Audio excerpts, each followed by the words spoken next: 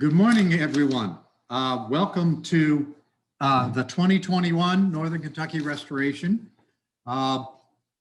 This session is applying for tax credits. And then I think we're going to see something about Mr. Muddle. Is that correct? Nope. Nope. Nope. We'll talk about urban conditions, but no Mr. Muddle today. Okay. Well, urban conditions is right within our market, so we'll see that. So those of you who are tuning in for us, I'm Scott Clark. I'm the Historic Preservation Officer for the City of Newport. I'm very excited and pleased to introduce these two gentlemen, Mike Radeke and Erick Rawlings from the Kentucky Heritage Council. This session is always very well attended and very well sought after. And when we do this in person, we usually pack the room. So we'll virtually think of this room as being packed. The other thing is that we will tell people is this session is also being taped and will be available for viewing later. So if there's some of the finer points that you wanted to hear on this presentation, you'll be able to go back and take another look at it. So think of this as your disclosure that you signed, guys, that we're allowed to use your image and such. So I'm going to give a quick introduction to these two gentlemen. I certainly can't possibly cover the whole topic, but let me start with Mike, who is the gentleman on the left of the screen. Mike is the Restoration Project Manager for Kentucky Heritage Council.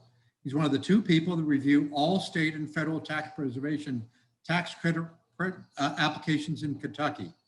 He's helped thousands of people apply for this funding over the 13 years he has worked for the State Historic Preservation Office.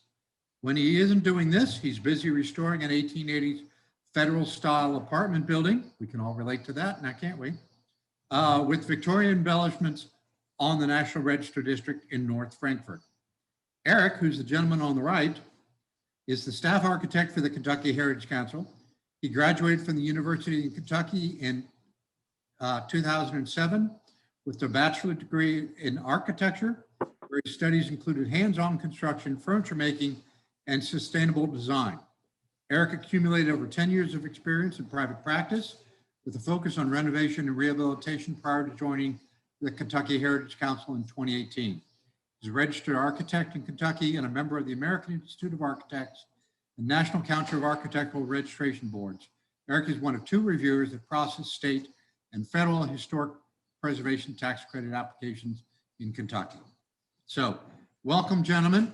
One other thing that I want to say before I turn it loose to the two of you to discuss this is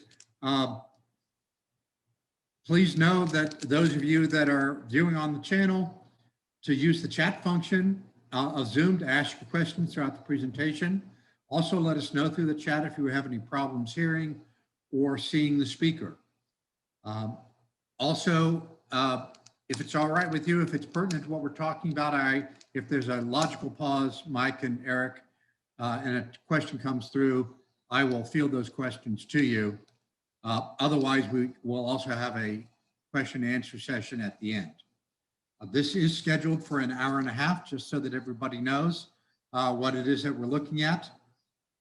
So without any further more ado, I'll turn it over to you two gentlemen from the Heritage Council. All right. Thanks, Scott, for those wonderful introductions. We'll go ahead and share our screen now and get started. And let me jump in and say that we're going to cover a lot of information today, but you don't have to take a lot of notes. This will be on YouTube. In addition, we have a one-page flyer that covers pretty much all of the important facts. And one of the last slides on this presentation is going to be both Erick and my phone numbers and emails. You can just give us a call and we can send you that one-page flyer. So consider that your notes for the session. Just so I'm clear, Scott, are you seeing the screen that is just the slideshow? We are seeing that the slideshow and you two are off to the side. Very good. So no notes, right? No notes. Okay. So you're doing it the way it's supposed to be, I think. Very good. Not that I'm a very good judge of that. So So we're going to talk here today, as Scott mentioned, about the federal and state tax credits that are facilitated out of the Kentucky Heritage Council, which is our agency, which is also known as the State Historic Preservation Office. The Federal Historic Preservation Tax Credit Program is the largest, most successful, and most cost-effective federal revitalization program of its kind. It preserves historic buildings, stimulates private investment, creates jobs, and revitalizes community. It's also, like I mentioned, worth noting that we coordinate with the National Park Service to administer this program. So we are the first point of contact when it comes to reviewing these tax credits.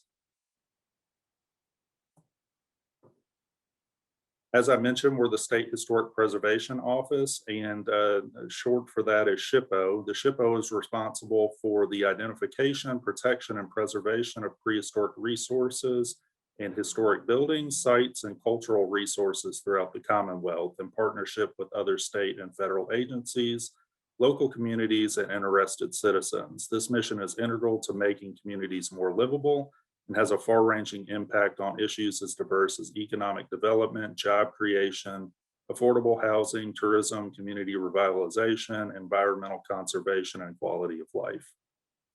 And it's worth noting that, you know, in sort of the current environment of shrinking government programs and you know, a lot of the grants that we used to have 10 years ago, unfortunately, have either shrunk or disappeared. This program has remained strong and is one of the very best sources of funding to repair and revitalize your buildings.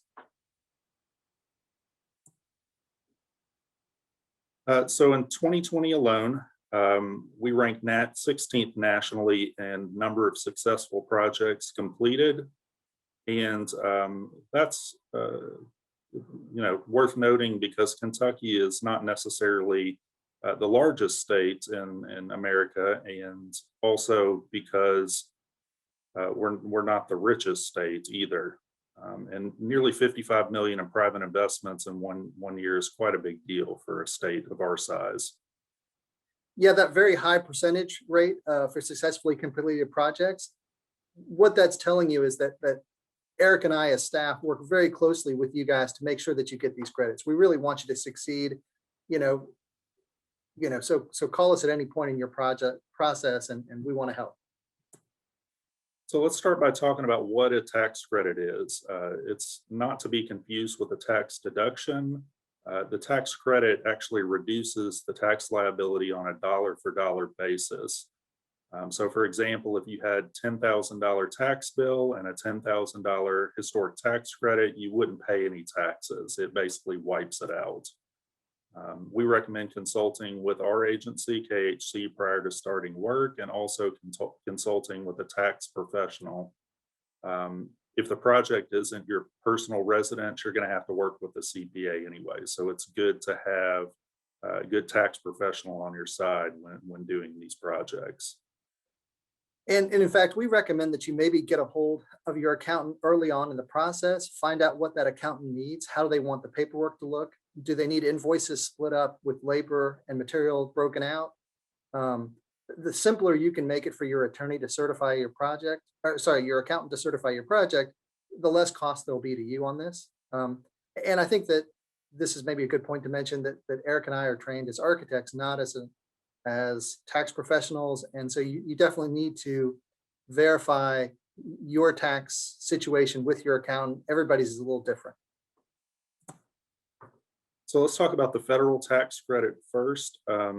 The primary requirement is that your building must be income producing. So that means it could be a commercial, industrial, agricultural, or rental property.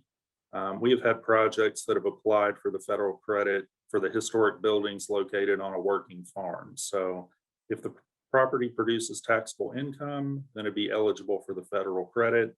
And the federal credit is a full 20% on the amount of expenditures that the project has. Let's go over briefly the requirements of the federal credits. Your building must be individually listed or in a national register district. You must make a substantial investment, and you must follow the Secretary of the Interior standards for rehab, or SOI standards for short. And we're going to go through each of those points one by one. The state credit is a little bit different. There are three categories for the state tax credit: one for your home, one for commercial properties, and one for what we call the other category, which includes second homes, nonprofits, and local governments. Basically, we saw how well the federal program was doing for our state, and the state wanted to create sort of a hand in glove kind of situation and create a state program to further boost that federal credit program.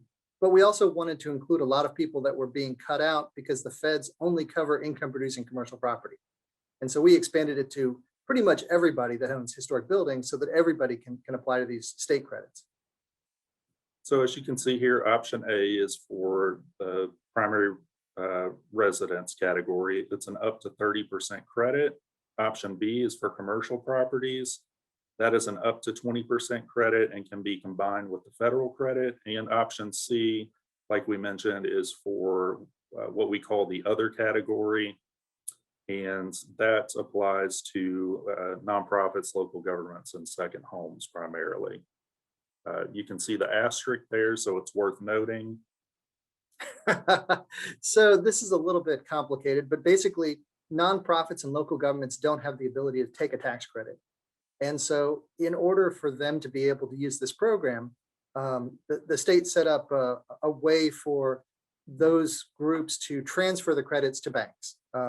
Because the banks pay a franchise tax fee, a nonprofit or a local government can sell their credit to the bank and it applies to their franchise taxes. Unfortunately, on January 1st, 2021, Kentucky eliminated those franchise taxes, which I'm sure everybody thought was a great idea, but didn't realize an unintended consequence of that was that it severed the ability for these local governments and these nonprofits to transfer their credits. So this is something that we're working very hard on. It's a top priority, and hopefully we will get it resolved very quickly. But unfortunately, it may require a legislative solution, and that's way above our pay grade. So, the important thing is that we want you to apply to this program. We're going to process your applications. We're going to help you through this. But there is a small chance that if there isn't a legislative fix, these credits cannot be transferred, and thus the nonprofit or the local government cannot take advantage of it. Knock on wood, that doesn't happen and we get this fixed quickly, but we just want to let everybody know up front. Thank you.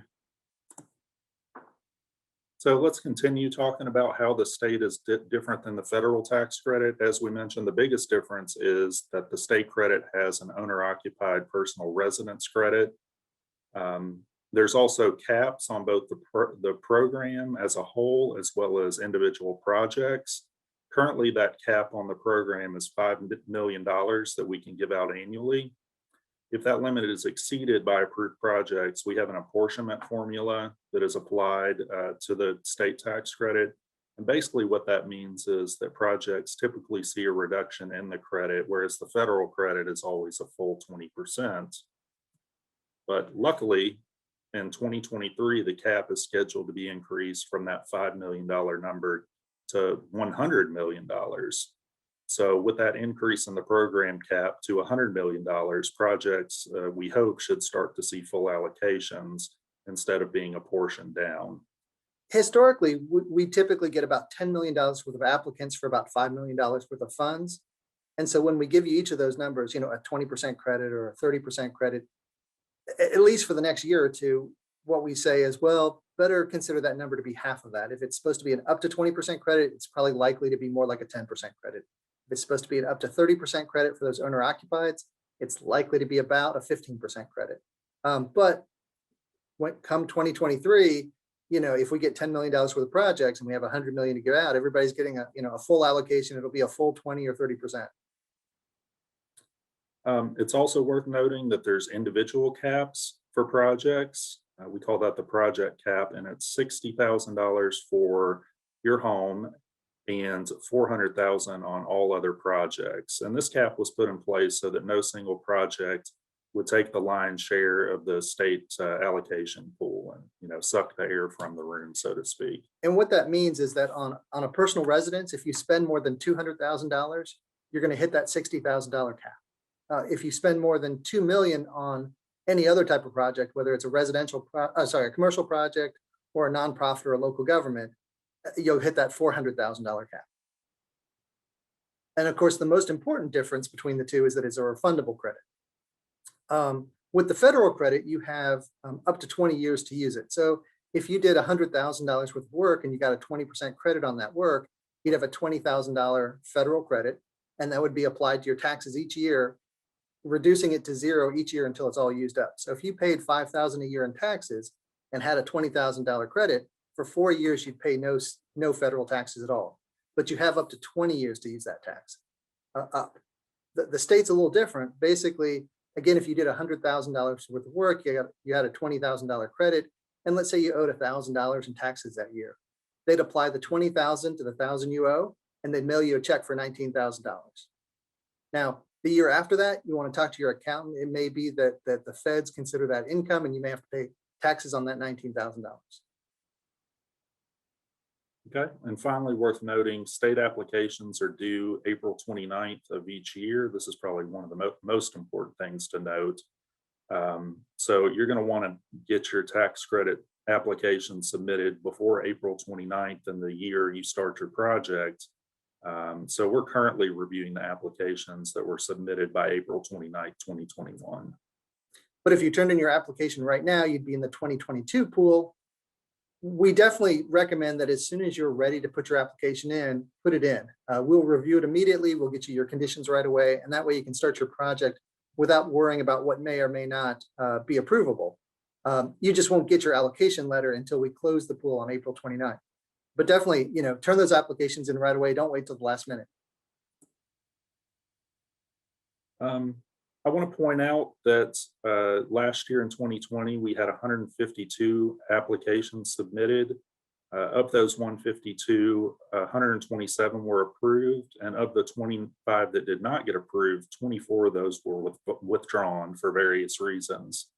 So, one denial out of 152 applications is quite a significant approval rate. It's also worth noting that those 152 projects cover 22 different counties in Kentucky.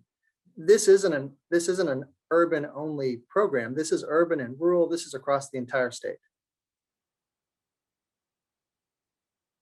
And also, 161, almost 162 million in investments last year, leveraged on a $5 million credit. That's a high number of investments for a little bit of an investment from the state. A lot of times these are taking some of the worst buildings and making them look like the very best. And that can be a real game changer for a community. If you have a blighted building in your downtown and suddenly it just is totally refurbished and brought back to life, and suddenly there's businesses back in there and they're hiring people, this is a game changer. And all of this is possible because of the National Historic Preservation Act of 1966. And the primary intent of the Historic Preservation Act was to preserve historical and prehistorical resources and archaeological sites in the United States. And it also established the National Register of Historic Places. So before we get into the nuts and bolts of the tax credit, let's talk a little bit about downtowns. Here's a map of a generic town in Kentucky, we like to say. And in this area, as you can see, we have municipal buildings, retail and commercial buildings, and residential buildings, all within a relatively small space. So historically, you had commercial buildings on the ground floor, a storefront with those shop owners living above. So it's a very mixed usage type of environment. Just in a 5-block area, you can sort of see the density of all of those retail shops, all very tightly packed in together just for synergy between the two of them. And then outside of that, you've got a light sprinkling of houses and apartments. There's really no parking in this scheme. Of course, cars didn't really come along, when our first cities were being built. Frankfurt's a great example of a historic downtown that developed, in one of these relatively confined spaces and had all of these uses and a relatively small geographic area. In the case of Frankfurt, that was primarily due to geographic constraints. There's hills all around the city. The river flows through the downtown area. But when you have those hills, it's you have a natural barrier to restrained expansion. So here we have an example of a Sanborn map in Frankfurt. Sanborn maps are a great resource. We use them frequently here in the office. And these are basically fire insurance maps. So the Sanborn company was a fire insurance mapping company, and they developed these maps for insurance companies. And basically what they would do is every 10 years or so from the mid-19th century on, they would develop these maps, and they show a great deal of very important information. It shows the streets and the buildings, the materials of the buildings, the number of floors in a building, information such as where fire watchmen were located, and many other details. From an insurance point of view, fire was the biggest danger. And with these buildings being so tightly packed together and sharing party walls, there was a real danger that fire could jump from building to building to building. And so just for their own purposes, I mean, these are fascinating maps. And because they were redrawn every decade, as you flip through them, you can actually sort of really, in a real way, see how the whole town changed and grew and developed.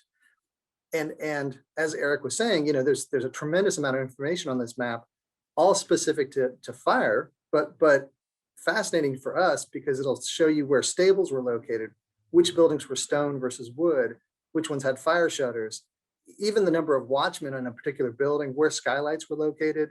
Anyways, if you've never looked at these, definitely go down to your local preservationist, and they'll hook you up with these maps. You can also search for these online. Yeah. So let's talk about how downtown is different than suburbia. It might seem kind of without explanation, but here you have 2, 3 buildings or groups of buildings in downtown Lexington that are within walking distance of one another. But obviously the historic buildings are more focused on the a pedestrian scale, as you can see on the bottom image, whereas the top images are not at all oriented to the pedestrian. You have blank walls, large expanses of non-translucent glass, and so it's just not really geared towards the pedestrian. The key difference being is that the image on the bottom was built for how you inhabit a space as a pedestrian walking at a pedestrian speed. The top image is all about how you inhabit a city inside of a car moving at a car speed. And you just literally can't see these details that exist in that bottom image when you're driving by them at 30 or 40 or 50 miles an hour. So the architects didn't put those details in. Another example of an environment built for the car, this is your basic example of sprawl. It's a typical subdivision. It's a series of streets that may or may not have a sidewalk. Many of them don't. And this is obviously entirely designed around the automobile. You can't get from one place to another without getting in your car. The other thing is it's totally monolithic. There are just houses here. There's no shops, there's no gas stations. And as Eric put, there's no even sidewalks because there's no reason to go anywhere. You drive in it with your car, you drive out of it with your car. This is a major highway system. This is the interchange, also known as the national flower, the cloverleaf. The intent of this is to move cars at a very rapid rate of speed. And so obviously, if a pedestrian is in this environment, they're going to be totally lost. It requires an immense amount of space, maybe even up to a square mile. And this is a completely different situation than the previous picture in the downtown, the historic buildings that we showed you. Pedestrians, like I mentioned, can't interact with this at all. Another example, this is a major shopping center. You know, when you travel historically, you know, when people started leaving the cities, people were, you know, unwilling or unable to travel such far distances to go to the downtown. So these shopping malls started springing up, and, you know, there's no ability for a pedestrian to get to this without getting in the car. You have to get in your automobile, even if you were to, you know, have your house just 100 yards behind this thing. You're going to have to get into your car to be able to travel here. Interestingly, one of the biggest complaints I always hear about the downtowns is how you know, you never can park in front of the store you want to shop at. But when you look at the scale of this photo, this shopping complex is at least 3 blocks wide, and that parking lot is another 3 blocks long. So you're looking at you know, an area that's 3 blocks by 3 blocks, and you're walking the equivalent of 2 or 3 blocks just to get to the store, and then you're probably walking another 3 blocks inside the store itself. So while there's the impression that you're parking right in front of the store, the reality is you're walking much, much further than you think you are, and easily equivalent to what it is the situation would be downtown. So this is the automobile landscape. You know, you've got extensive signage that's been developed to capture the attention of the car traveler. You need to draw attention to the customer before they pass, because there's no turning back if you don't get their attention before they pass. This is obviously visual pollution.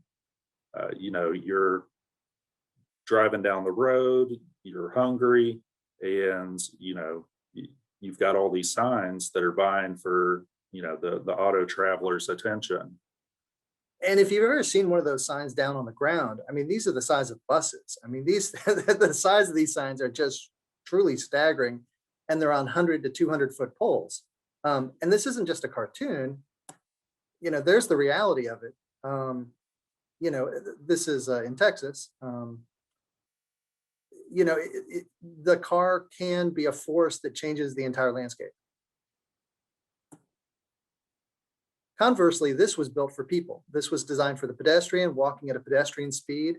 It's a very livable environment. It's a very walkable environment. It's a very pleasant environment. A lot of the images we've been showing you that are car oriented are really not pleasant places to exist in, to live in.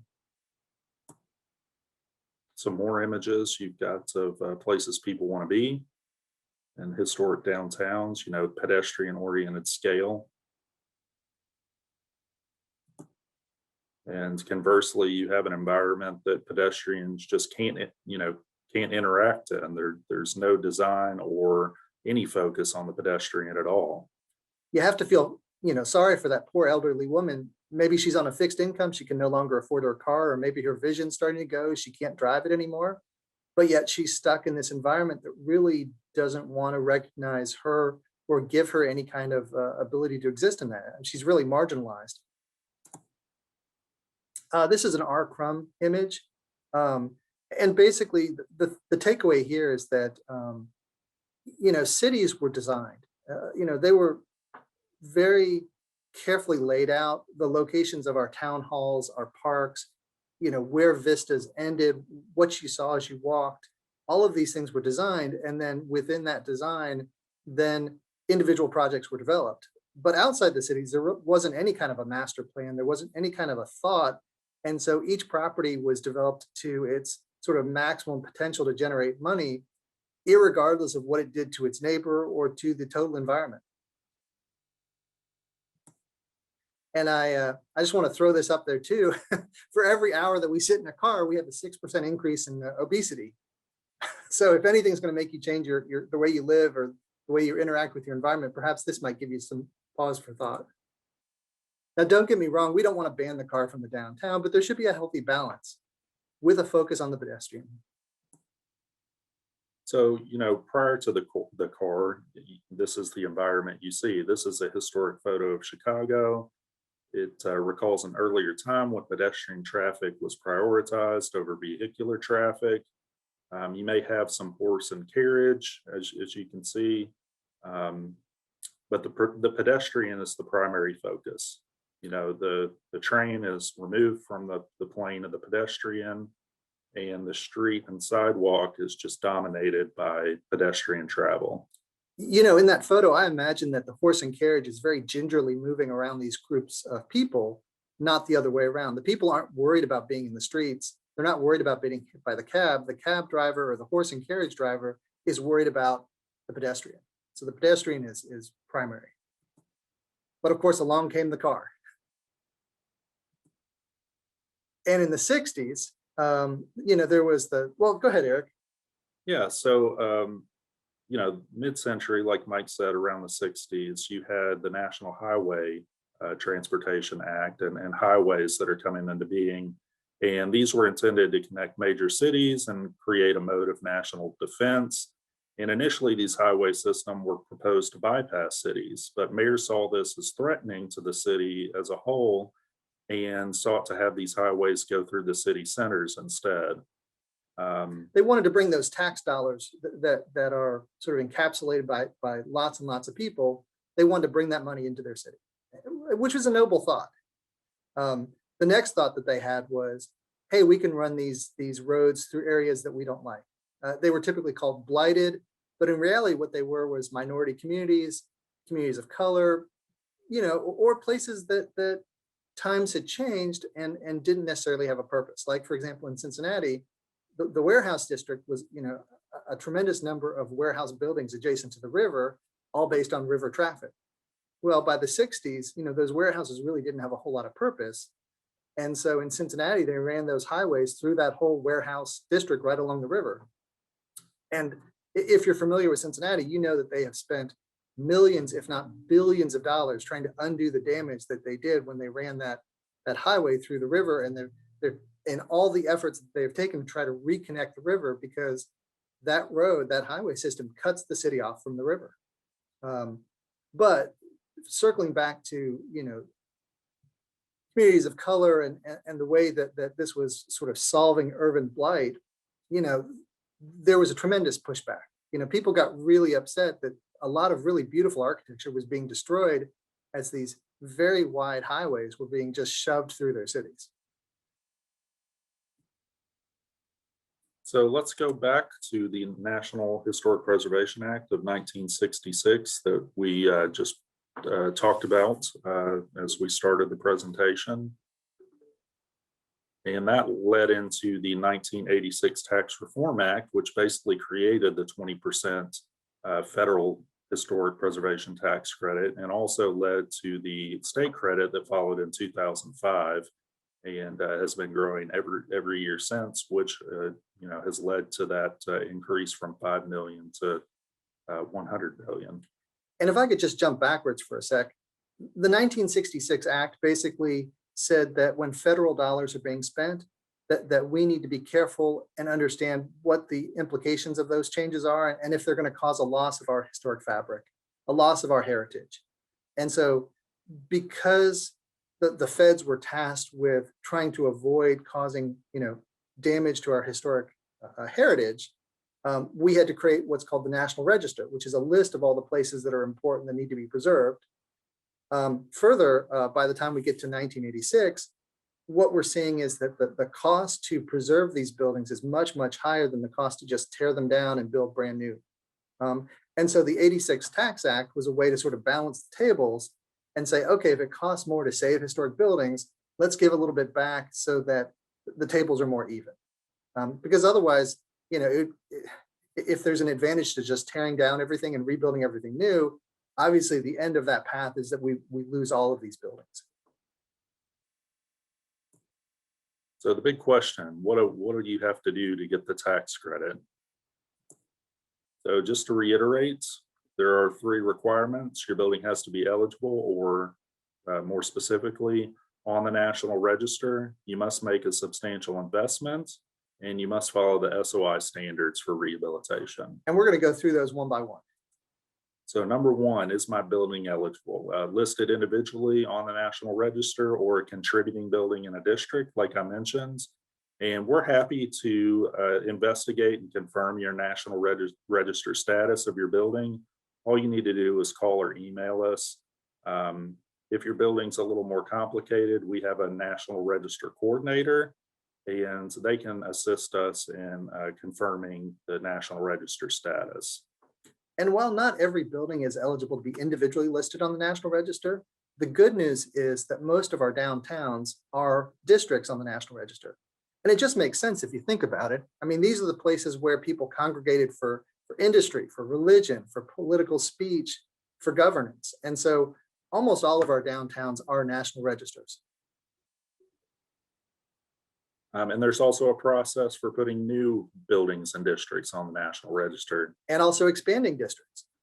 And that could be a lengthy process, sometimes up to a year. So it's really important to talk to us as early as possible if your building isn't on the register. It's important to note that the National Register districts are different than local districts, overlay districts, Main Street districts. Sometimes there is a synonymous nature. They do overlap, but sometimes they don't. So it's important, like I mentioned, to talk to us to make sure your building is in a district or contributing or individually listed before you get too far down the road. And I want to mention two things. First is we are 6th in the nation for the number of listings on the National Register. That's spectacular. Again, we're not the richest state or the most populous state, but we are 6th in the nation for the number of National Register listings. The other thing that I want you to mention is that when you think of the National Register, this is a collection of all the stories we want to tell ourselves about ourselves. And like with anything, not all of our stories are great, positive stories. There's some bad things we've done in history, and those things are covered too. The site of where Martin Luther King was assassinated is a National Register site. The Statue of Liberty is a National Register site. It is a collection of all the stories that we want to tell ourselves about ourselves. So the National Register criteria basically boils down to, is it old enough? Is it significant enough? And is it intact enough? And sometimes that intactness can be one of the biggest questions. A building may have been covered with a newer facade that obscures that historic fabric that the building once had. And in this case, we may be able to have you do some things that would result in the building becoming contributing. So it's important to, again, talk to us, and we can have a discussion about, the potential of your building. And, if it's has a slip cover that could be removed and then potentially make it eligible for the credit. Eric mentioned old enough. We sort of have a general rule of thumb, which is 50 years. And 50 years isn't set in stone. We've listed buildings that are less than 50 years old. But in general, 50 years is a nice period of time where we have enough perspective to look back and say, was this something that was sort of a flash in the pan that everybody got excited about? But after 50 years, we kind of said, oh, this wasn't quite as important as we thought. And to give that perspective, for example, there's superstar architects, and, any architecture student can name the top 5 or 10, hottest architects right now that are practicing. But when you then go back and say, okay, who are the most important architects that lived 50 years ago, that gives us a much better perspective. So 50 years is just sort of a nice line in the sand. It's also old enough that a lot of those architects are no longer living or no longer practicing, which gives us a little bit more perspective and the ability to make good decisions about what should and shouldn't be on the National Register. I think it's worth talking about this one for a second. So the image on the left was somebody that applied for the program, but actually didn't think that they would qualify. They were just looking for a quick denial and for us to tell them, no, they're not a contributing building, that even though they were within a district. And what we said is, well, we can't tell you that. You have to take that slipcover off. The top portion of the building, had a cover that was put on maybe 30 or 40 years ago. All of those nails are rusting. It probably took less than a day to pop that thing off. In fact, between you and me, probably that thing was about ready to fall off anyways. So they took it off, and that's the second photo. And lo and behold, suddenly you see the historic windows, you see where the brackets used to be for the cornice. There was an awful lot of detail. And we actually certified the building at that point, saying you are a contributing building.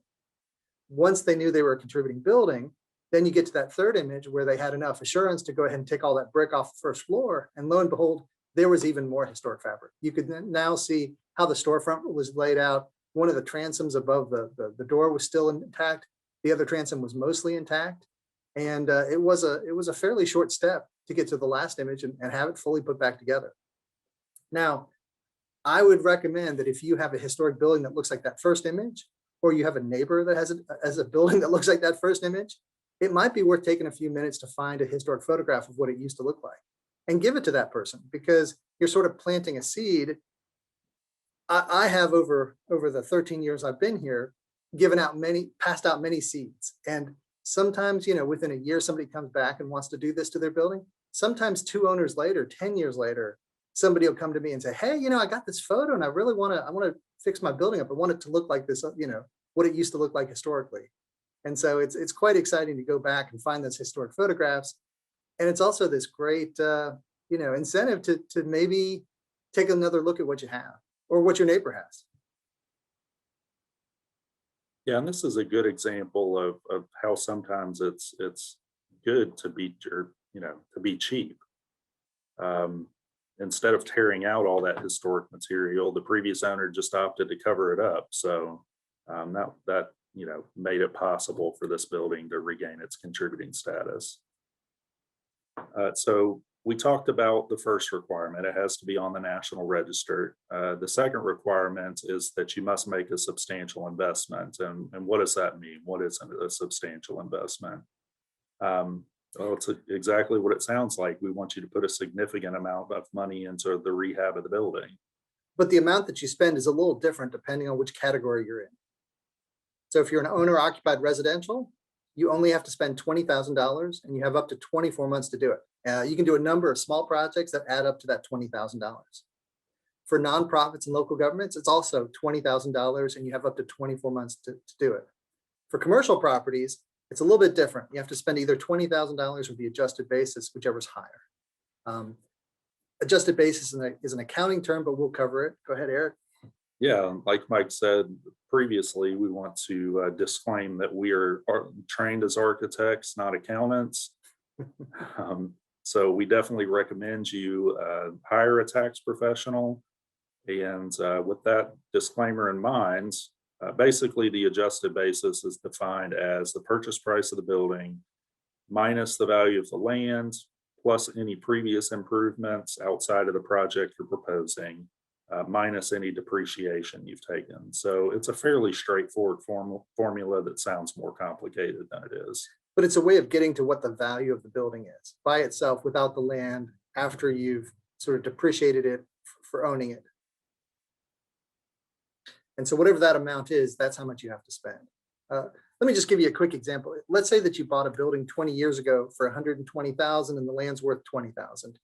You'd subtract 20 from the 120, that gets you down to 100,000. If you've owned it for 20 years, assuming your accountant has been depreciating it using a 39.5-year straight line depreciation, that would take you from 100,000 down, depreciating it down to $50,000. So you'd have to spend either 20,000 or 50,000, whichever's higher. The adjusted basis would be the higher one. So that's how much you'd have to spend in order to qualify. For most of our buildings, that's not a big deal. But, in certain markets like Lexington, sometimes the purchase price is so high and the condition is so good that can be difficult. But in most cases, these buildings, haven't had a whole lot of investments in a really long time. They really require an awful lot of love and money to get back. And so to meet that adjusted basis is not a big deal. For the residential projects, if you think about a bathroom remodel or a kitchen remodel or re-roofing the house or putting in a new HVAC system, pick any two of those and you're going to get to 20,000 pretty easily. The other great thing is that you can come back to this program multiple times. For the owner occupied residential, we've had a few projects that have come in 5 or 6 times. If you have a 6,000 square foot Victorian, it's awful hard to just sort of tackle that entire house in one go. So they might do $20,000 worth of work, wait a year, save up a little bit of money, do another $20,000 worth of work. And so you can just keep coming back over and over. Yeah, so let's, now that we talked about the basis and other expenditures, let's talk about what out of those are eligible. Obviously doing preservation work, repairing your wood windows or repointing your historic brick would be an eligible expense. But as Mike mentioned, it could be an HVAC project or something relatively hidden that you don't think of when it comes to, historic preservation in general. It could even be systems that the building historically didn't have, like new sprinkler systems or a new elevator. It also includes soft costs like architect's fees and engineering fees. So let's talk about what is not eligible.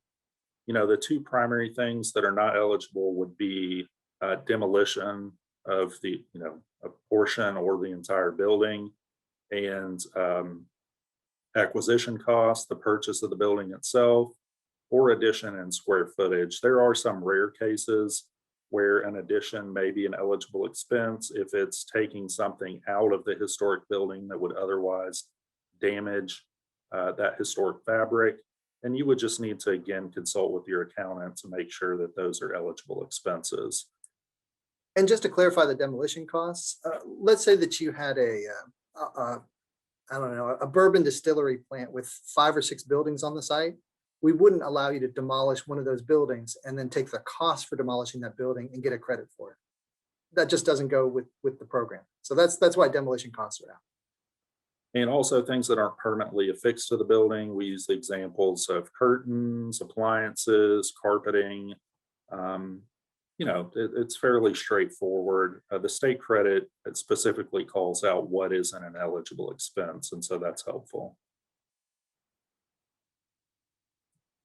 And now you have the third requirement. Let's briefly revisit the first two. You have to be on the National Register, you have to make a substantial investment, and now you have to follow the rehab standards.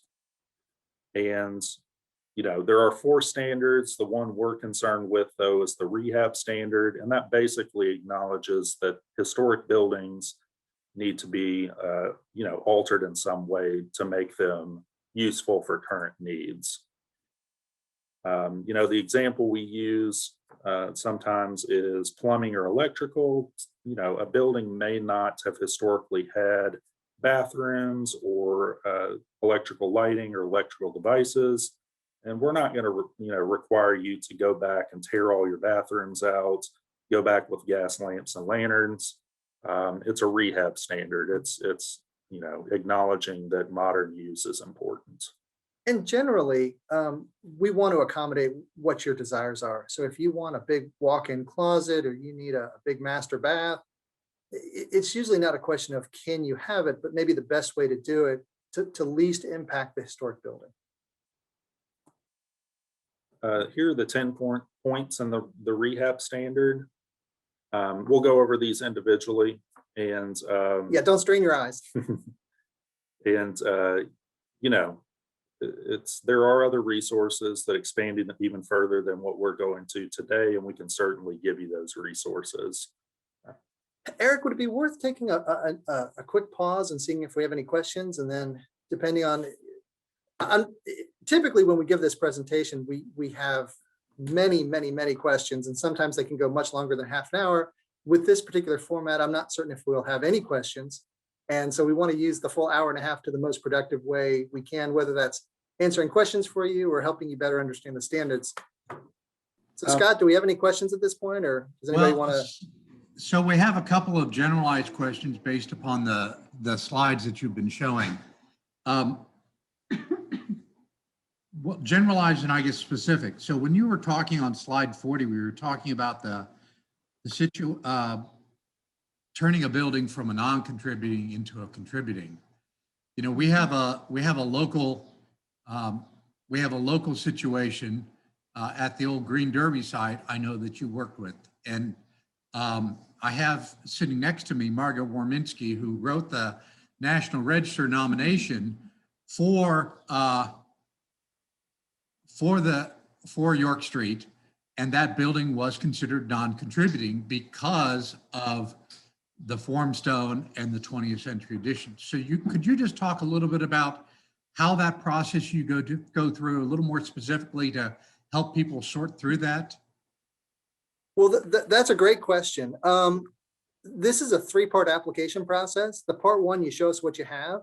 The part 2, you tell us what you want to do. And then when you're finished, you turn in the part 3 and you show us what you did. So in that part 1, where you show us what you have, that's the place where we're going to look at what the National Register says about your building. And we're going to look at the photographs you send us. And we're going to make a determination about whether it's a contributing or non-contributing building. And we've had a few cases where,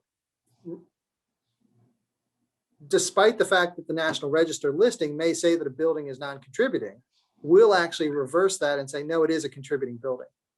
Slip covers are probably the most common one because, for example, this building in Georgetown, because it was slip covered, they couldn't make a determination that it was a contributing building because they couldn't see what was underneath that slip cover.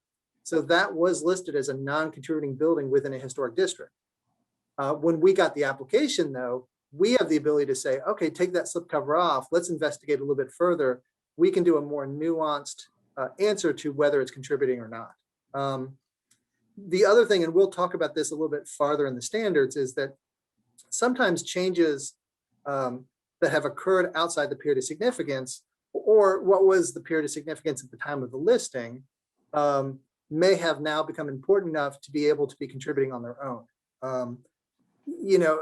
Ironically, there are ways that you can slip cover a building, but you slip cover it in a very thoughtful way that turns it into like a mid-century modern theater, or that, that becomes its own very unique, important building to the district.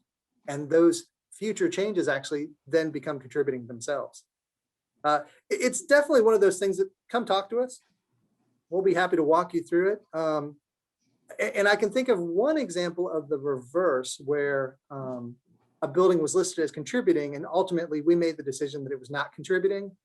In that case, it was just a matter that between when it was listed 50 or 60 years ago and now, there had been so many changes to that building with roof failures and water infiltration and loss of fabric that unfortunately, the building had deteriorated to the point that it just wasn't contributing anymore. Mm-hmm. So again, that part 1 application is the great point where we can have a discussion with the owners and make that determination in a much more nuanced and real way.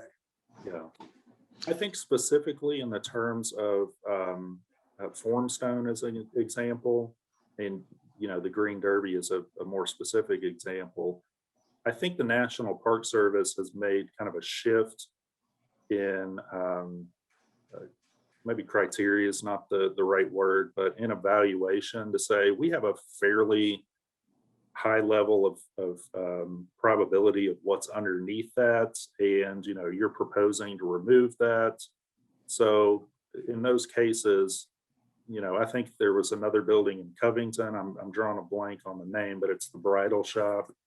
For those of us in our audience that don't know what Formstone is, basically it's basically a sprayed on concrete product. Well, this is the modular. Oh, that's the modular. Okay, well, in some cases, what Formstone is a sprayed on concrete system, and it was used to be sprayed onto wood-sided buildings, onto brick buildings. And because once that wet surface was put up, you could then take stamps and stamp material, you could very quickly transform a building from looking like what in that particular moment, that particular owner thought was a very plain or generic building to suddenly look like a stone building or look like however you wanted to stamp that concrete. And what's kind of interesting about Formstone is depending on how it was applied, in some cases it can be taken back off, but in other cases it's not reversible. Sometimes what they would do is they would nail chicken wire up to the brick, and then they would spray it on, and that concrete was being held basically by the chicken wire. And as those nails rust, the whole thing wants to fall off anyways.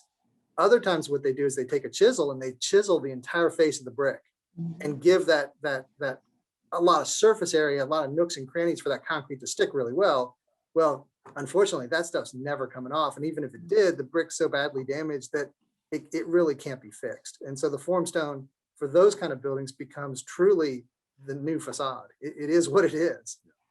Well, thank you for, that was great the way you guys explained exactly what we're talking about. Kind of in a follow-up to that, well, first of all, the bridal shop was in Newport also, Eric. Okay. But it was the same type of thing. It was Formstone. And what was interesting though, it was coming off of the front so that you could actually see the cast iron pilasters behind. So I think that helped you all with your decision. Absolutely. But Yes, if you So do if have a somebody- formstone building, we recommend that you pick sort of a secondary facade or a little corner where there's already a little bit of degradation and just remove maybe a square foot of it and see what's underneath. Because you take a foot off, you can always put that foot back on. If you start to yank the whole thing off and then suddenly realize, oh no, Yeah. then it becomes a much bigger job to try to put that. that was formstone back actually on.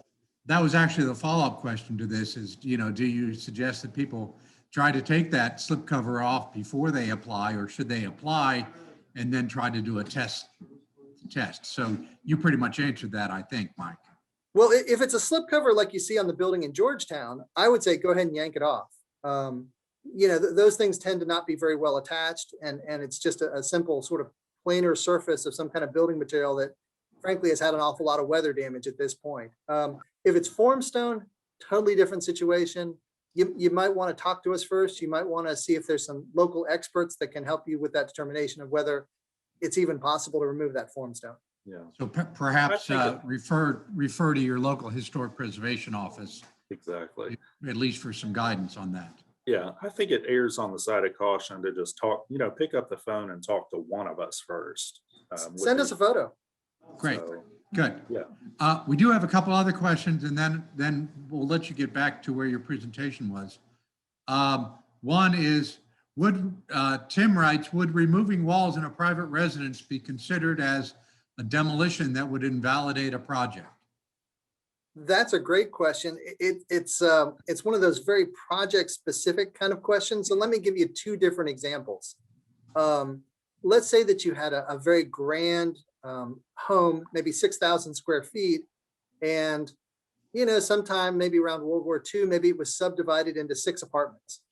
And so a number of walls were added to allow that subdivision into 6 apartment units. And now you want to go back and take it back into a single family home, back to that grand residence again. We would consider, well, and again, the caveat being we're not accountants, so talk to your accountant, but I would think that the answer as a non-accountant is that all that demolition to take all those non-historic walls out would be eligible expenses. The alternate scenario where, let's say that you have a house and behind the house you have a carriage house or just even a simple garage, and you want to tear that garage down, that demolition is not going to be eligible. Great. but as far as specific to walls inside a historic house, yeah, as Mike mentioned, obviously removing non-historic materials is fine. But in most houses, the walls, invariably are what define the space. So historic walls, we definitely want you to keep. And, the more important the space, the more critical it is to leave those unmodified. I've noticed a trend in home remodel shows where they take, a typical, say, Queen Anne home, that has a whole series of discrete rooms, or maybe better yet, a shotgun. Everybody can picture what a shotgun is. It's 4 or 5 rooms in a row with no corridors, and it's a series of discrete spaces with doors that can close between each of those spaces. And there's sort of a modern desire to have everything be open. And so in a lot of these remodel shows, they'll take out all the walls in the first floor to make them big, giant open spaces without any sort of defining walls to define those spaces. That's very problematic for the standards, because one of the 10 standards talks about, maintaining the spatial qualities of your building and having those discrete spaces with those closable doors and with, separable spaces. That was a very defining character of that building. Open floor plans really don't come around until, mid-century. And so to do that to a turn of the century building would just not be appropriate. So we had someone that just commented amen to that, Mike. So we have another question here, and then a couple more, and then we'll go back into where you were. Would pest control and HVAC inspection maintenance to be able to be included in the calculation? Those are two very good questions. Again, not as an accountant, I'm inclined to lean towards neither one of those being eligible expenses. let me list some other ones that are questionable and how we've had determinations on them in the past. If you have a cast iron fence in your yard, that is a historic element. And so that fence is an eligible expense. If you have a modern wood fence and you tear it down and rebuild it, that's not an expense, not an eligible expense. Interesting, the IRS doesn't consider certain systems to be part of the building. So internet systems and phone systems are not eligible expenses, even though most of us would consider those functional portions of our buildings. Now, installing HVAC systems, absolutely, that would be an eligible expense. Doing some routine painting to maintain your building, that's an eligible expense. Great, good. That's a good explanation. One more thing. If you've got significant erosion on the site and you're worried about your foundation failing, I would even think that some of the ground moving to rework water around your building to keep that water off your foundation might even be an eligible expense. Would that include things like water sealing or that? Yes, it would definitely include water sealing. It may not include the landscaping that you do once you resculpt your ground. But it maybe the soil and the moving of the soil to get it to flow away. Right, and maybe like a French drain system that you put around the house too. Oh, that's an excellent point. Good. So also a follow-up question to when you were talking about removing walls, like in the shotgun, would you address for just a minute the HGTV, trend about exposed brick and that impacts historic building? Yeah, exposed brick, there's actually a specific, I believe it's an interpreting the standards that calls it a ruin condition. And, obviously, historic spaces that are finished need to be maintained as finished spaces. And what that primarily means is, you have a plaster surface or a surface that reflects or mimics the plaster surface. In some cases, drywall would be allowable. But exposing brick that was not historically exposed in a finished space is certainly, it's one of the treatments that the National Park Service really has quote unquote kind of cracked down on. So that's a treatment that's a big no-no when it comes to rehab. Even just exposing the brick on, your plastered fireplace would be something that may compromise the ability to get an approval.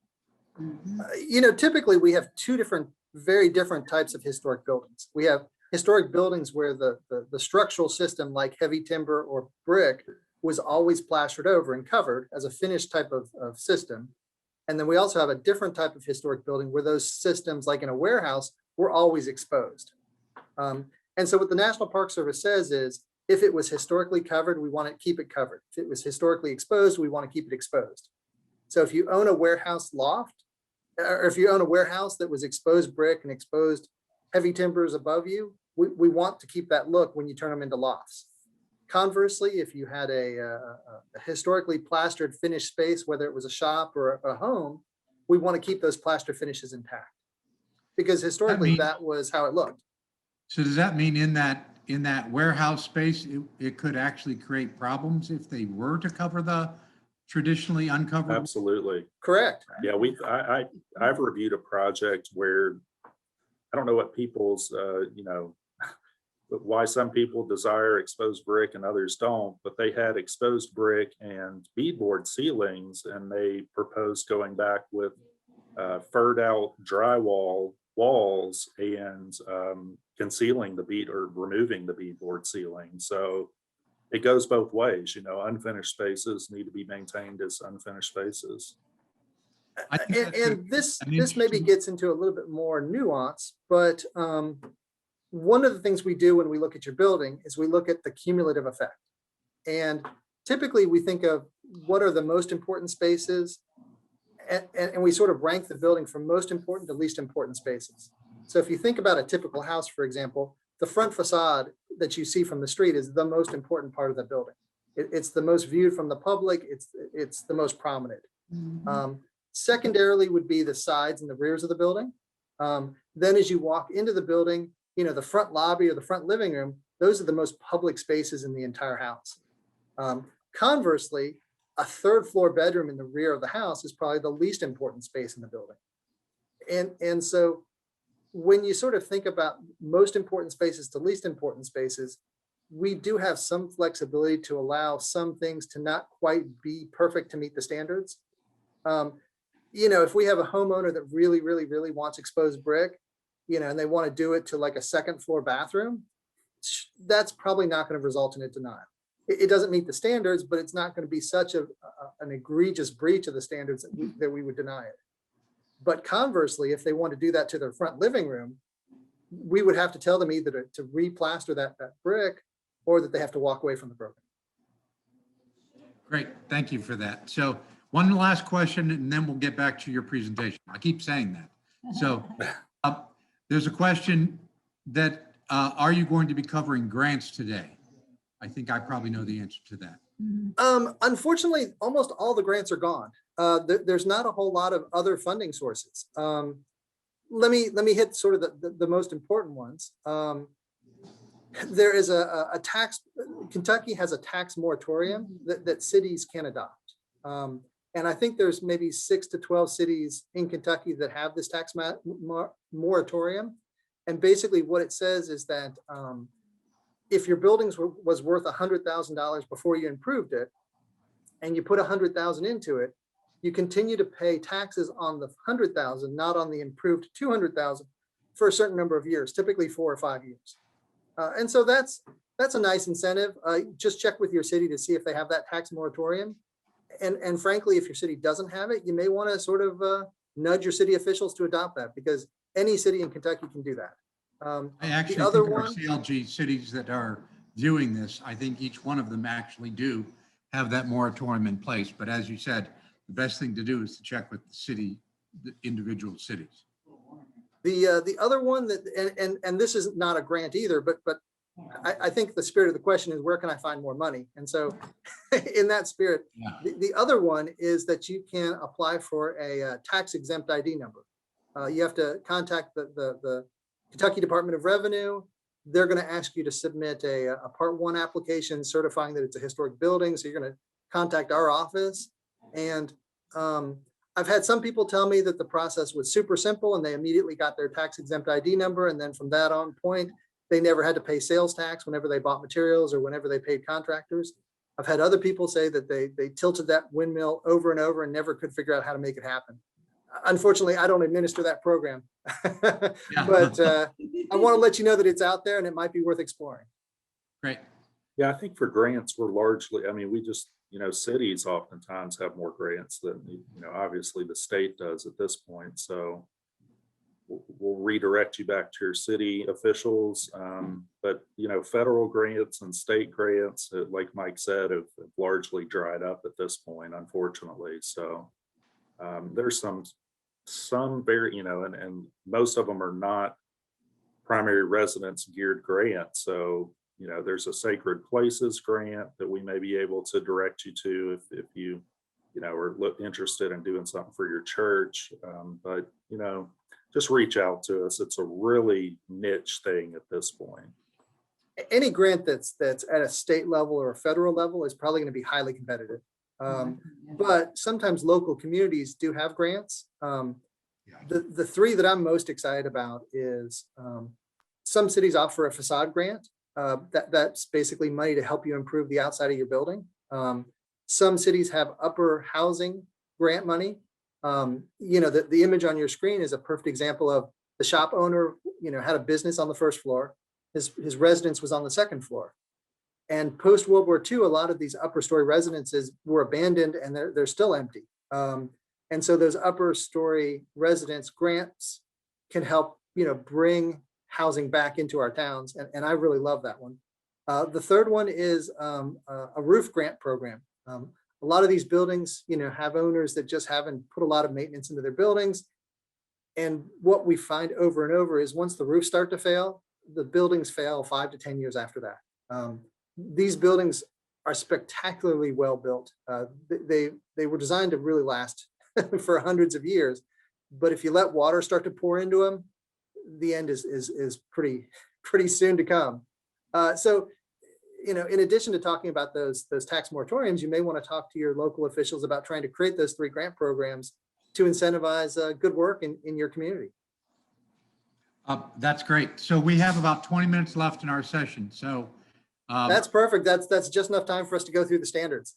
all right, All great. right. Well, then I'll let you get to that and we'll stop asking questions for right now. But if anyone still has other questions, put them in there and we'll try to get them at the end. Oh, you went way too far. Oh, I went too far, you're right. So we stopped here talking about the 10 standards. Number 1, this is kind of an overarching standard. Property shall be used for its historic purpose or be placed in a new use that requires minimum change to the defining characteristics. And it's pretty self-explanatory. You know, there's certain spaces that are historic character defining features that can't be changed and accommodate a new use. I think we can all agree that in both of those photos, the changes they've made to those buildings are really changes that go so far beyond what could be allowed, that the building has lost a lot of the things that define it historically. So any new use needs to be, you know, in a way that's, you know, minimal change to the property itself. Number 2, historic character should be retained and preserved. You know, a lot of times little changes add up. A lot of little changes, as you see in the left photo, have really compromised the historic character of those buildings. It could be awnings, it could be closing in 2nd-story windows, could be throating down those window openings. But all of those changes can really have an impact on the historic character. And then on the right, you see a large scale change, just you know, one large change with the avant-garde Libeskind, who was a renowned architect, obviously, but this is an inappropriate treatment for an addition to a historic building. This is what I would call jazz hands architecture. You know, it's look at me, showy. It takes the focus off the historic building and onto the new thing. And whenever an addition occurs, we want the addition to be secondary to the historic building, to be more demure and to really not bring attention to itself. Here's an example that's actually an advertisement for a vinyl siding company. And this poor little house has been covered in vinyl siding, vinyl windows have been installed. Skylights, new window AC units, which is a whole nother ball of wax that causes all kinds of problems in many cases. But, you know, the character defining features have been significantly compromised in this example. And, you know, this is the example that the vinyl companies use. That's the ironic part. They actually thought this was a great product. Look at how great our product is. Number 3 basically boils down to not introducing conjectural elements into a historic building. You know, things like tray ceilings or coffered ceilings, an elaborate fireplace mantle in an otherwise simple building. These are changes that just aren't appropriate. A lot of our historic buildings have simple plaster ceilings with simple plaster corners, no crown molding. And if that's what your building has, that is a character defining feature of your building, and we want to preserve that. We don't want to add sort of conjectural features or sort of creating the history you want the building to have. You know, be true to the building. We touched on this a little bit when we talked about slip covers. Some, you know, changes to a building are architecturally significant. If they're over 50 years old and have a high level of design, intentional design, then we may ask for you to maintain those elements. And I would say that if you have a building like this, come talk to us. Tell us, you know, are you trying to preserve the new look or are you trying to take it back to the old look? Talk to us about the condition. In some cases, these new looks, while they're amazing and maybe we would like to have them preserved, they may be in such poor shape that they're not possible to be saved. Conversely, sometimes the historic fabric that's underneath this has been so chiseled off or removed that even if you took the slipcover off, you're not going to go back to the original building. There's one poor building in Lexington that was, the entire facade was terracotta. It was all glazed tile. And when they put one of these slipcovers on, they chiseled off all that terracotta. And so it wasn't possible to put that facade back. And so the modern facade actually was the one that was in better shape and could be saved. So anyways, point being is that what your desires as a building owner are important to us, but sometimes the building tells us what it can do based on condition. Number 5 has to deal with, distinctive features, finishes, construction techniques, craftsmanship that define a building. The example we use here is painting varnished wood. Obviously, that has a huge impact on the historic character of that wainscoting. It's hard to imagine why somebody would have done that, but they did. We want historic features to be repaired rather than replaced if they're deteriorated. Windows are a big example.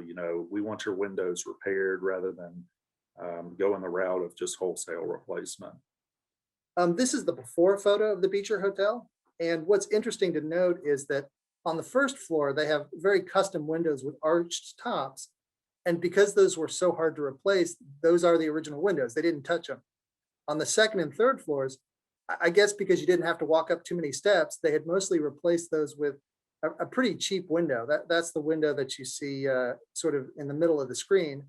And then up on the third and fourth floors, again, maybe because it was just too many steps to walk up, the original windows were still there in place. And so when this applicant who had purchased the building from the person that had done all this inappropriate work wanted to repair his building, we told him to keep the third and fourth floor windows. And then on the second and third floors, to put back a new window that closely matched the original. And as you can see in the slide, between the original window and the approved replacement, those are very close. It's almost hard to tell which one's which if they weren't labeled. But look at the impact of making that change. It's just night and day different of how much better that building looks. And I think it's important to talk about when we talk about replacement of windows specifically, these window companies are selling that, energy efficiency is the key, and energy efficiency is what replacement windows accomplish. Whereas, what they don't talk about is that a historic window with a storm window may have, almost the same resistance to energy loss as a replacement window, or maybe even more in some cases. And those replacement windows are exactly what they sound like. They're replacement, and they're going to have to be replaced over and over again. And so, that's one key when it comes to repairing your historic windows that have been there for 100 years or maybe longer versus replacement. There's two problems with replacement windows. The first is that when they go bad, you have to yank the whole window and throw it away and put a whole new window in. And the second problem is they have a very, very short lifespan, typically about 20 years. In fact, the seals on that window, in some cases, as many as 30% as they leave the factory, the seals are already broken. But within 20 years, all of the seals are broken and the entire window loses its ability to, be energy efficient, essentially. And, because you have to re-replace them over and over every 20 years, infinitely, that's why they're called replacement windows. Conversely, your historic window, it's a kit of parts. You can replace just a sill, you can replace just a sash, you can replace just a single wood piece that broke in the overall system, and otherwise the window's fine. In a lot of cases, these windows are 100 to 120 years old at this point. With a little bit of love, you're going to get another 100 years out of them. So when you look at the replacement math, the window on the right, the low E double pane window, it takes 240 years of energy savings to pay for that window. But if you have to replace it every 20 years, it will never pay for itself. Conversely, you take your original window, you put a storm window on it, within 4 years, it pays for itself, and that window lasts another 100 years. So even if you're not a lover of historic windows and what they look like, just the math alone says, never take out your historic windows.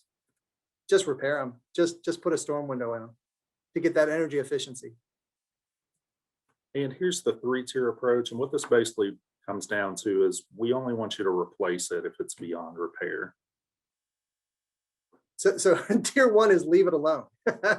Tier number 2, if it's broken, fix just the part of it that's broken, not tear the whole thing out and throw it away and put something new in. 3 is if it's either been lost by a previous owner or in some rare cases where the entire window is totally destroyed, then yes, we can allow replacement. But on that, we're going to look at your building on a window by window basis. So even if you have one window that needs a total replacement, that doesn't give you carte blanche to replace every window in the building. We want you to save all the windows that can be saved.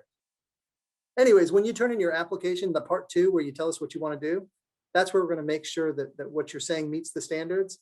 And if anything you say doesn't meet the standards, we'll issue you a condition to give you guidance on how to meet the standards, because we want you to get these credits. Number 7, we don't want treatments that cause damage to historic materials, obviously, and in a lot of cases that's easy to do. You know, it's sandblast brick or do inappropriate mortar, paint it with a non-permeable coat of paint, and that has long lasting impacts and can even totally destroy your historic materials. Brick are a lot like your teeth. They've got a thin, hard enamel shell, and then the inside soft and pulpy.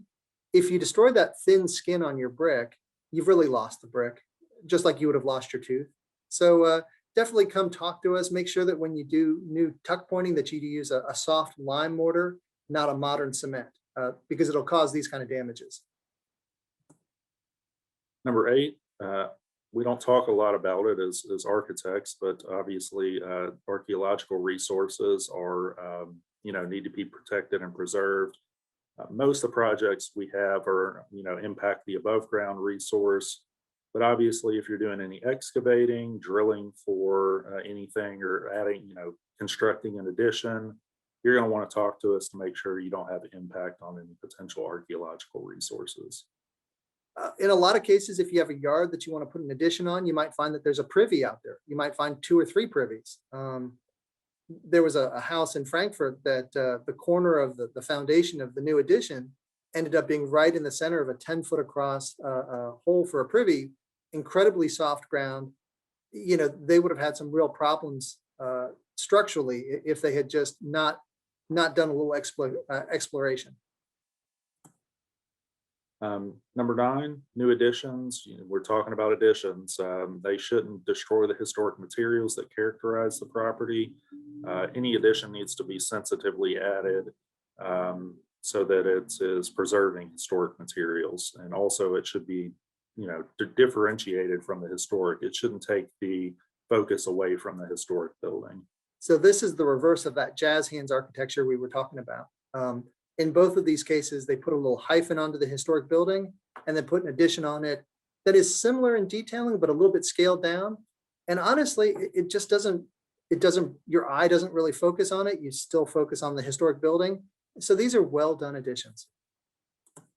And number 10 essentially boils down to the addition should be reversible. If you remove it in the future, the historic building should, still be intact in its basic form and massing and detailing.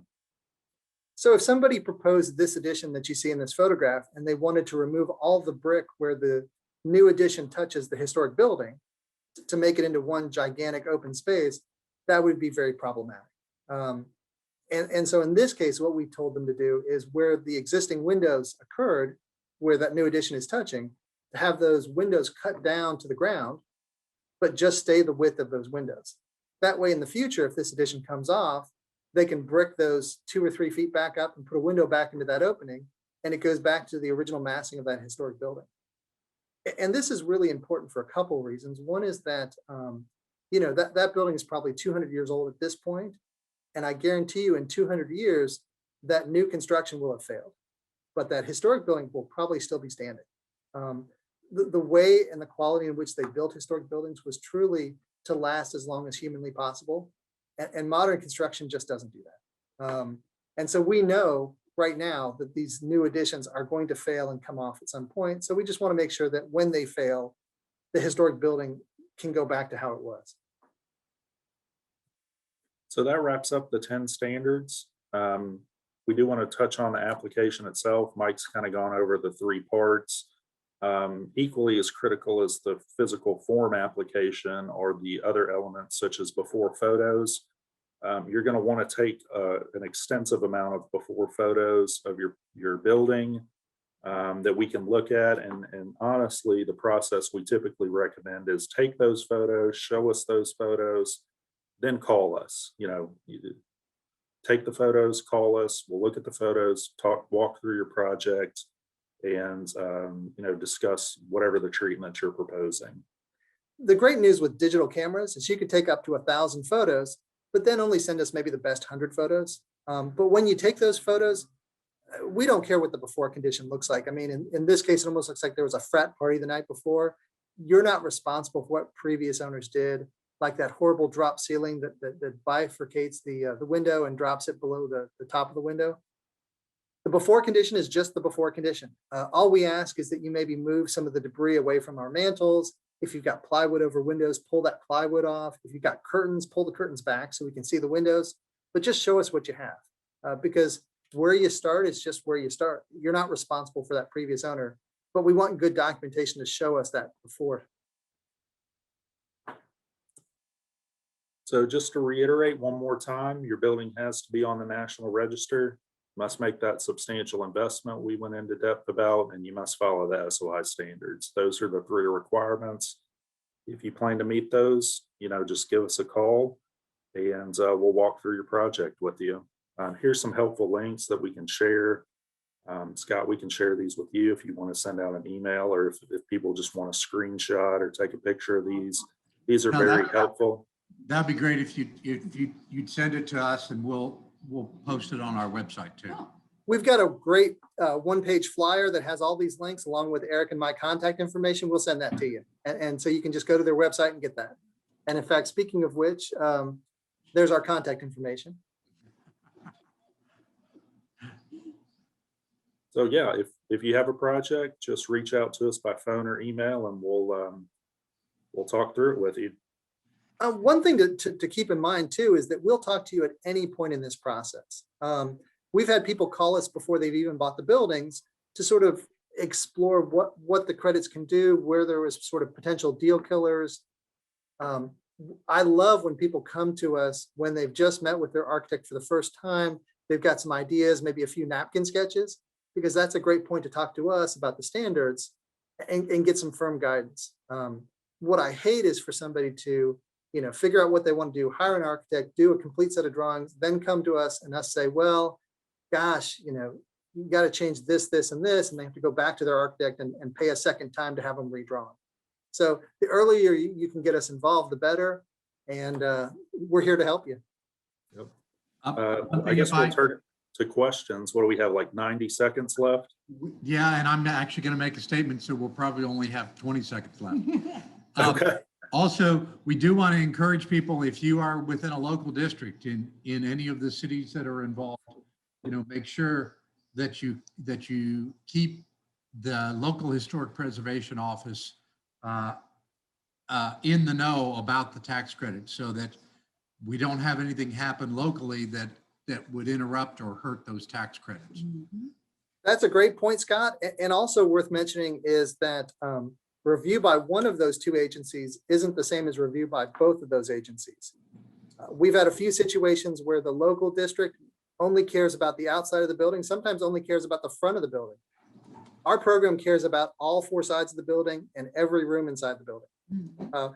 But with a sort of a tier approach that most important spaces are the most important, but we look at the entire building all the way through, and the local overlay districts or the local architectural review boards may have sort of a different perspective or a different sort of set of criteria. So definitely talk to both first. Great, thank you for that. Anything else, gentlemen? Because we're about to get the hook here. Just give us a call. That's the last Great. thing we'll say.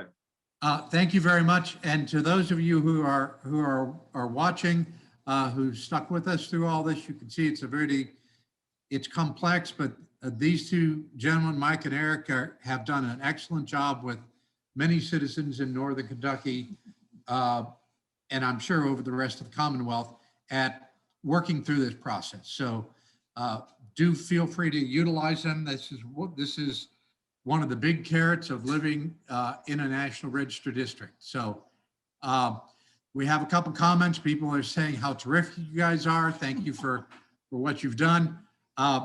next on this particular channel, stay tuned, on this channel, we'll have Jim Turner from Turner Restoration talking about wood window rehab. So some of the things you guys were talking about, here's a great opportunity to find out how you can rehab those windows and not replace them. So thank you, Mike. Thank you, Eric. On behalf of Northern Kentucky Restoration Weekend, a true weekend this year, we are broadcasting from the historic Southgate Street School here in Newport. So thank you very much. And we'll see all you in the next session. Thank you all. No visual.